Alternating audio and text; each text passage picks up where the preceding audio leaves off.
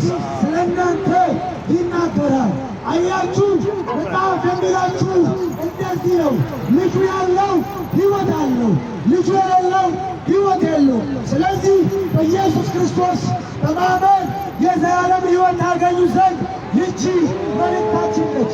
አያችሁ የሆነው እንደዚህ ነው።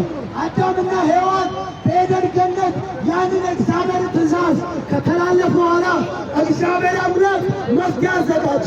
አያችሁ በአንተና በሴቲቱ በዘርና በዘራው መካከል ጠላትነትን አደርጋለሁ። አንተ ራሱን ትቀጠቅጣለህ፣ እርሱ ሰኮናን ይቀጠቅጣል የሚለውን የተስፋ ቃል ይዘው የሰው ልጆች ለመዳን ይህን ተስፋ ይዘው ከኤደን ገነት ተባረሩ። ከኤደን ገነት ከተባረሩ በኋላ እግዚአብሔር የሰው ልጆችን እንዲሁ አልተወው። አያችሁ ለአብርሃም ተገለጠለትና እንደዚህ አለው፣ አሕዛብ በአንተ ይባረካሉ፣ ቃሌን ሰምተሃል ብሎ ለአብርሃም ይህን የተስፋ ቃል ተከሩ። አየህ ጳውሎስ ሲናገር ይህን የተስፋ ቃል እንደዚህ ይላል። መጽሐፍ እንደሚል አሕዛብ በእምነት እንዲጸን አስቀድሞ አብርሃምን አግኝቶት ወንጌል ሰበከው። ለአብርሃም የሰበከ ወንጌል በሥራ ሊጸድቅ ሳይሆን በእምነት እንዲጸድቅ ነው። ለምን ካልከኝ አብርሃም አመነ፣ እምነቱም ጽድቅ ሆኖ ተቆጠረለት።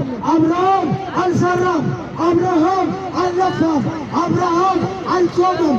አብርሃም ጻድቅ የሚያደርገውን እግዚአብሔር አመነ፣ ለዛም እምነቱ ጽድቅ ሆኖ ተቆጠረለት። አሁን ላንተ የተሰበከ ወንጌል፣ አሁን ላንተ የተነገረ ወንጌል አይሁድ እኮ በሕግና የመንጻት ባህል አላቸው። እነሱ ፍየሎችና ኮርማዎችን ይዘው ይቀርባሉ። ለአንተ ግን አሕዛብ ስለሆን የተሰበከ ወንጌል ዮሐንስ ያስተዋወቀ እንደዚህ ያለው ሄድበት እነሆ የዓለምን ኃጢአት የሚያስወግድ የእግዚአብሔር በግ። አየህ ይህን በግ ካመንክ ኃጢአት አይቆጠርም። ይህን በግ ካመንክ በደል አይታይም። ይህን በግ ካመንክ ያንተ ሥራ አይታይም። በዚህ በማመን የዘላለም ሕይወት እንድታገኝ ስላንተ መስዋዕት ሆኗል። አየህ ለሰው ልጆች ይቅርታ የሚያስገኝ በአዲስ ኪዳን መዳን ሆኖ የተገለጠው ኢየሱስ ክርስቶስ ነው። አየህ መጽሐፍ ሲናገር እንደዚህ ይላል፣ እኛ በእርሱ ሆነን የእግዚአብሔር ጽድቅ እንድንሆን ኃጢአት ያላወቀውን እርሱ ስለኛ ኃጢአት አደረገው። ለምን? እኔ ጻድቅ እንድሆን፣ እኔ የእግዚአብሔር ወገን የእግዚአብሔር ልጅ እንድሆን እርሱ ስለኛ ከኃጢአተኞች ጋር ተቆጠረ፣ ከበደለኞች ጋር ተቆጠረ። ምክንያቱም ለእኛ መዳንን ላመጣ። ስለዚህ አሁን አንተ ይህንን ቃል ከሰማ ጳውሎስ በአንድ ቃል የመዳንን ነገር ይቋጨዋል። ሰው ኢየሱስ ጌታ እንደሆነ በአፉ ቢመሰክር እግዚአብሔርም ከሙታን እንዳስነሳው በልቡ ማመን ይድናል። ሰው በልቡ አምኖ ይጸድቃል፣ በአፉ መስክሮ ይድናል። መዳን በሥራ መሆን ቀርቷል። መዳን በእምነት ሆኗል።